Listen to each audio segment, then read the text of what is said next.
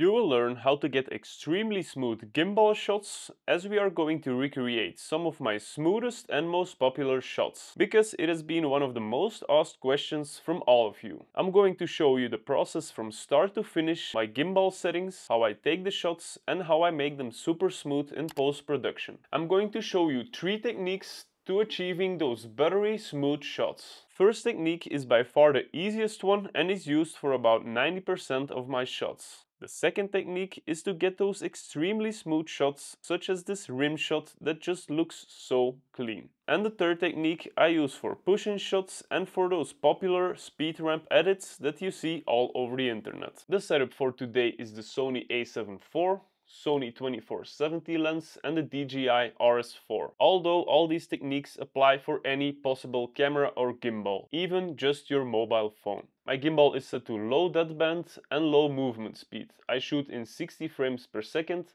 and my in-camera stabilization is set to standard. We're going to start with this reveal orbit shot. For this shot I have my gimbal set to pan follow only. This way we don't have any up and down tilt movement. So I'm gonna give you 4 life-changing tips for super smooth gimbal shots. And the first one is to actually take your shot a little bit earlier than you have planned. So imagine you want this shot from here to here. I'm not gonna start here, but I'm gonna start here. So like this, the gimbal has time to stabilize. And at this point, our key moment of the shot, we have smooth motion and our shot is very clean. Second important tip is to keep your knees slightly bent when you are walking forward and walk from tip to toe. It's called the ninja walk. Also put the camera and gimbal close to your body with your elbows tucked in. Tip 3 is to walk in a smooth and continuous motion. And if you move your gimbal or your wrists, also do this in a smooth and continuous movement. So once you start your movement from the camera or gimbal, keep going. And the 4th tip is to take the gimbal shot as many times as it takes, because sometimes I take a single shot 10 or even 15 times until I have the feeling that the shot is good. Because if your shot is not decent, there's not a single stabilization technique that will get you those buttery smooth shots.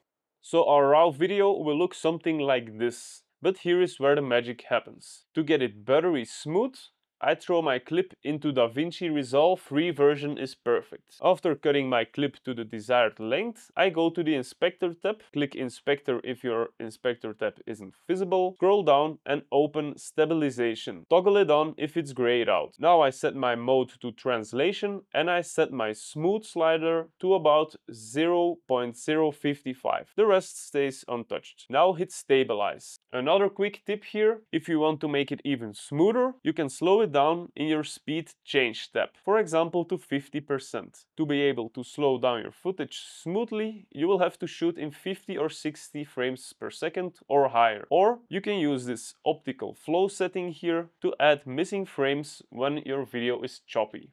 So here you see the difference between the unedited clips and the ones who are stabilized and set to 50% slow motion. Now we are going to recreate this shot with the exact same technique. I'm gonna set my gimbal to pan, tilt, follow. Start your shot early, do the ninja walk, do the shot as many times as it takes. Here you can see the difference, applying the same technique as earlier. Pretty smooth, right? You can do this for most of your shots. Let's move over to the second technique. This technique works especially well when you have a specific object or pattern, such as this rim shot. So we're gonna set our gimbal to pan follow, and we're gonna make a circular motion around the rim, keeping our rim in the middle of the frame. Start early, ninja walk.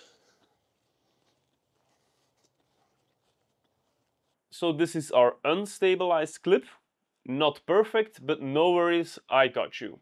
Make sure the clip is selected and your playhead is somewhere in the middle of your clip, where the rim or any other object is clearly visible. Now go to the Fusion page right here, right click here, add tool, tracker, planar tracker, or simply hit Shift Command Spacebar or Shift Control Spacebar for Windows, type planar and hit enter. If your planar tracker box is not linked to the line here, hold Shift, hold the planar tracker box and hover it over the line until it connects with the blue-yellow line. Double check this by moving the box around. If it's connected, we can move on. Now click the Set button right here and select Translation from the Motion Type drop-down menu. Now draw a selection over the rim of the car. Make sure your selection is correctly closed, otherwise it won't work. Now hit track to start, and when that's done, hit track to end. Once finished, select steady from the operation drop-down menu.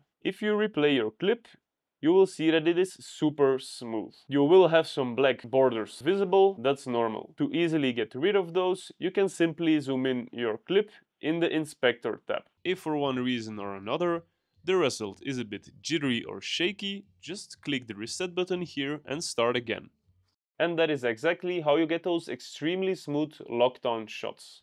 So here you see the difference between the unedited clips and the ones who are stabilized and set to 50% slow motion.